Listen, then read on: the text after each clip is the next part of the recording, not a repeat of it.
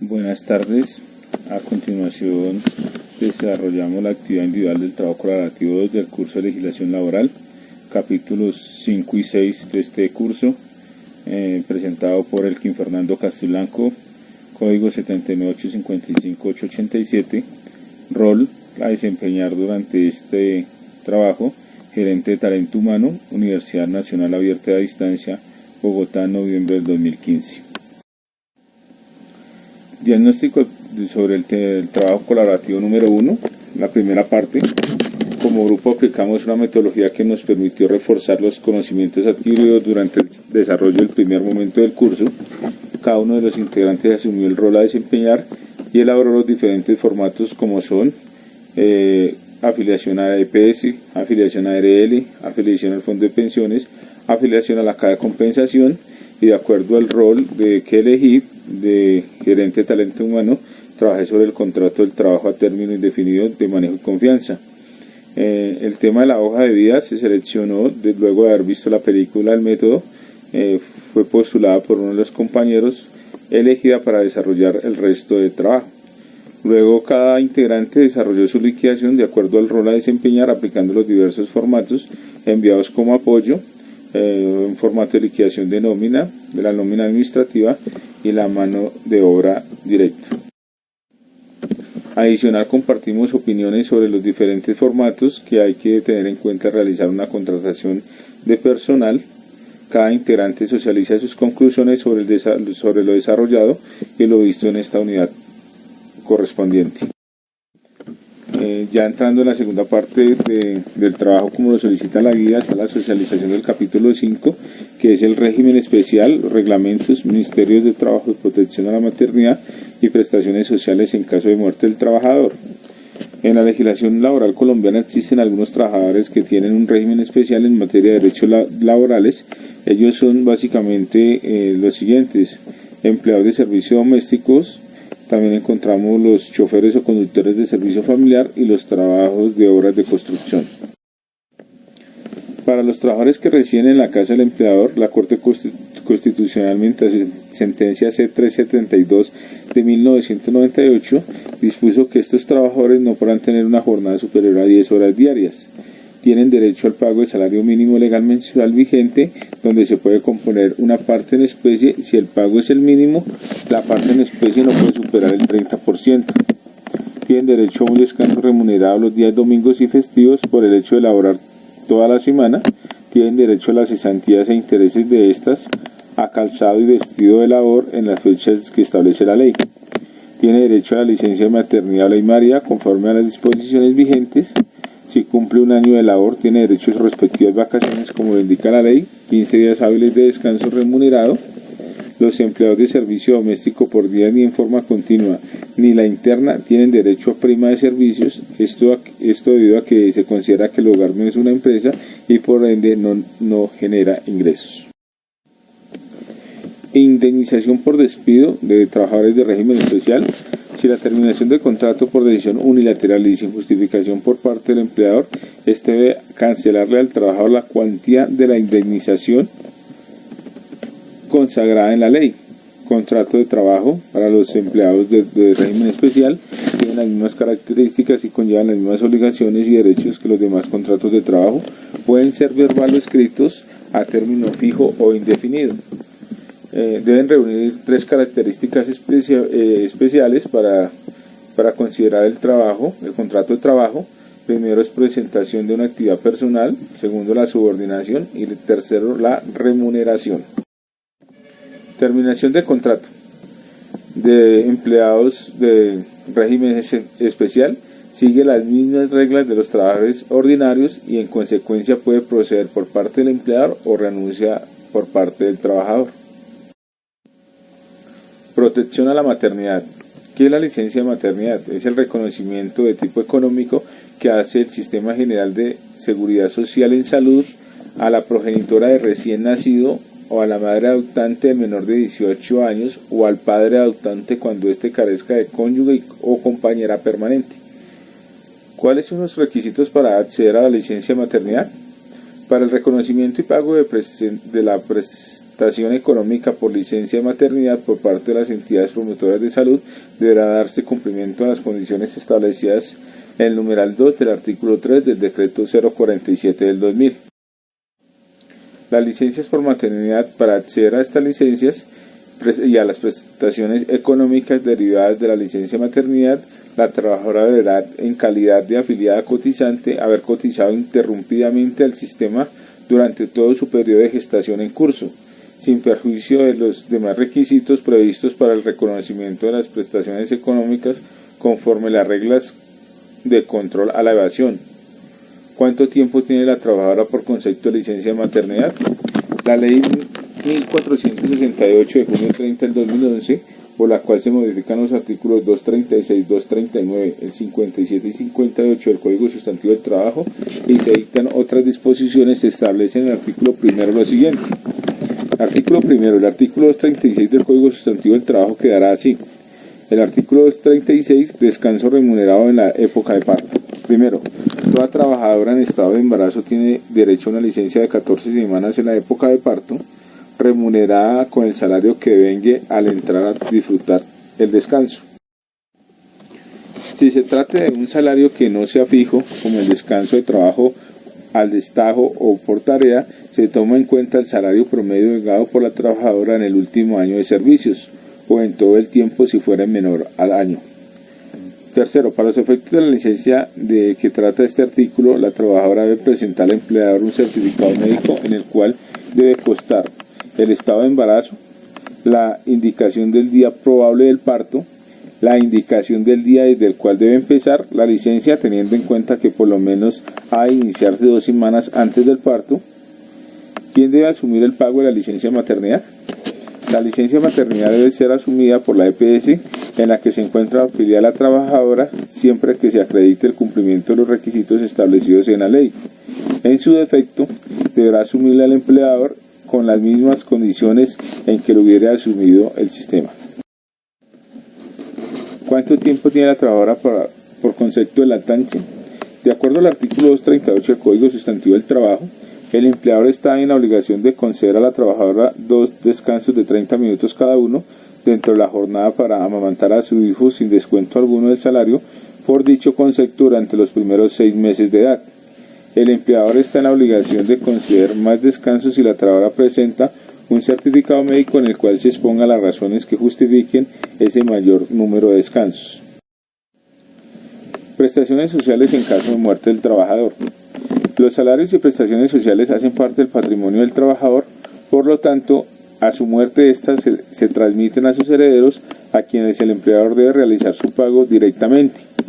El auxilio de cesantía, cuando no excede de 50 veces el salario mínimo mensual, se paga directamente, de lo contrario se realizará por medio de la sucesión, artículo 11 de la Ley 11 de 1985. Los empleadores no están obligados a contratar seguros de vida. El riesgo de muerte se encuentra cubierto desde que el trabajador se afilia al sistema de seguridad social a través de la pensión de sobrevivientes, o si no se cumplen los requisitos, con la indemnización sustitutiva de la pensión. Por lo tanto, los empleadores no están obligados a contratar seguros de vida para sus trabajadores, precisó el Ministerio de Protección Social. Socialización del capítulo 6, terminación del contrato de trabajo, indemnizaciones y sindicatos. Terminación del contrato de trabajo, causales objetivas de terminación, la expiración del plazo pactado, la terminación de la obra o labor contratada, la terminación del periodo académico por vencimiento de término fijo en caso de secuestro, la incapacidad total del trabajador, la muerte del trabajador, la liquidación o clausura definitiva de la empresa. Causales originadas en la voluntad del trabajador, por la renuncia, el despido indirecto o autodespido por culpa del empleador, el no regresar al trabajo una vez cesan las causas por que produjeron la suspensión del contrato. Causales originadas en la voluntad de ambas partes, el mutuo acuerdo.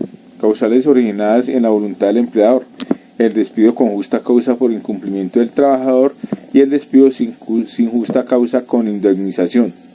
Intervención administrativas o judiciales, orden de la desecación de la relación del trabajo y decisión administrativa. Indemnizaciones. En el contrato de trabajo a término indefinido, la indemnización por despido injustificado es el equivalente a 30 días de salario por el primer año. Establece el artículo 64 del Código Sustantivo del Trabajo que en el caso de despido injustificado en los contratos de trabajo a término indefinido, la indemnización por despido injustificado en el caso de los empleados que vengan menos de 10 salarios mínimos es de 30 días de salario cuando lleve trabajando un año o menos. Establece también que cuando el empleado despedido injustificadamente lleve más de un año trabajando, por cada año adicional al primero le corresponderá como indemnización 20 días de salario por cada año adicional o proporcionalmente por fracción adicional, claro está, a los 30 días de salario correspondientes por el primer año.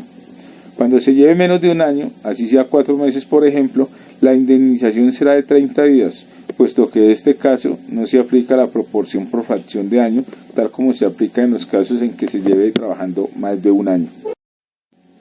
Recordemos que si el trabajador se despide en el periodo de prueba, no hay lugar a indemnización. Para el caso de los empleados que vengan más de 10 salarios mínimos, la indemnización es de 20 días por el primer año y 15 días por el año adicional o proporcional a la fracción.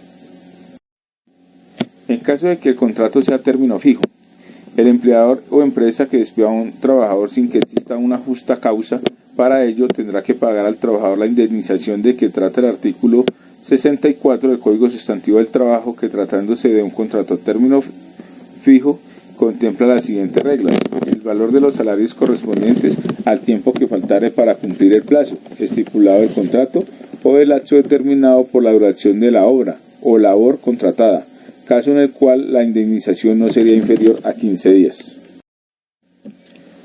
Sindicatos. La Ley 83 de 1931.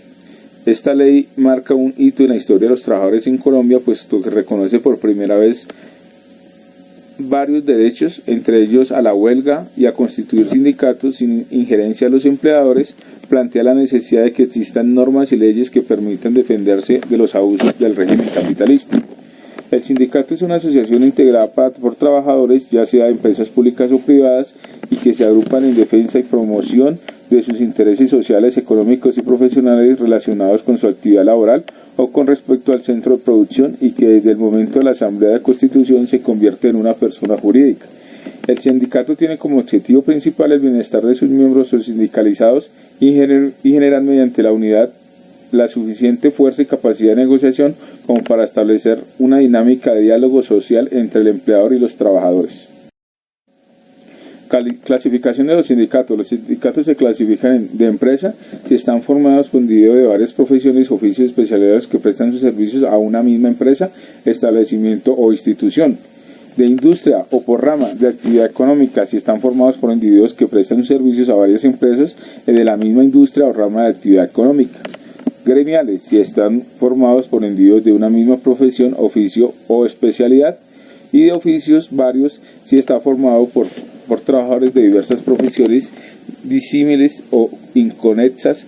Estos últimos solo pueden formarse en los lugares donde no haya trabajadores de una misma actividad o profesión o oficio en un número mínimo requerido para formar un gremio, y solo mientras subsista esta circunstancia en el artículo 356 del Código Sustantivo del Trabajo. Número mínimo de afiliados. Todo sindicato de trabajadores necesita para constituirse o subsistir un número no inferior a 25 afiliados, y todo sindicato patronal no menos de 5 patronos independientes entre sí, según el artículo 359 del Código Sustantivo del Trabajo. La constitución del sindicato. De la reunión inicial de la constitución de cualquier sindicato, los iniciadores deben suscribir un acta de fundación, donde se presenten los nombres de todos ellos, sus documentos de identificación, la actividad que ejerzan y que los vincule el nombre y objeto de la asociación. En la misma o en sucesivas reuniones se discutirán y aprobarán los estatutos de la asociación y se designará el personal directivo, todo lo cual se hará constar en el acta o actas que se suscriban, según el artículo 361 del Código Sustantivo del Trabajo. Estatutos del sindicato. Toda organización sindical tiene derecho a redactar libremente sus estatutos y reglamentos administrativos.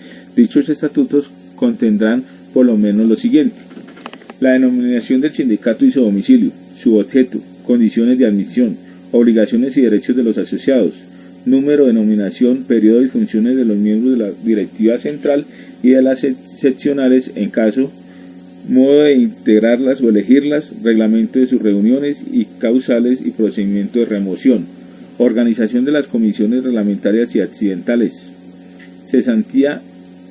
cuantía y periodicidad de las cuotas ordinarias y su forma de pago, procedimiento para decretar y cobrar cuotas extraordinarias, sanciones disciplinarias y motivos y procedimiento de expulsión con audiencia en todo caso de los inculpados, épocas de celebración de asambleas generales ordinarias y de asambleas de delegatarios en su caso, reglamento de las sesiones, quórum, debates y votaciones, reglas para administración de los bienes y fondos sindicales, para expedición y ejecución de los presupuestos y presentación de las balances y expedición de los finiquitos. Normas para liquidación del sindicato del artículo 362 del Código Sustantivo del Trabajo. Fuero sindical. Se denomina el fuero sindical la garantía de que gozan algunos trabajadores de no ser despedidos ni mejorados en sus condiciones de trabajo ni trasladados a otro establecimiento de la misma empresa o a un municipio distinto, sin justa causa, previamente calificada por el juez de trabajo, artículo 405 del Código Sustantivo del Trabajo. Conclusiones. Se realiza un análisis del trabajo colaborativo número 1 que nos permite fortalecer los conceptos aprendidos en el desarrollo de esta unidad. Además, socializamos sobre el proceso de contratación de un colaborador. Comprendí sobre los derechos y deberes que posee un empleado y un empleador de régimen especial. Adquirí conocimientos sobre la importancia que tiene la protección a la maternidad con sus respectivos derechos y deberes desde el periodo de gestación hasta el periodo de lactancia. Refuerzo mis conocimientos sobre el proceso de indemnizaciones que da lugar dependiendo del tipo de contrato y el motivo de retiro del empleado.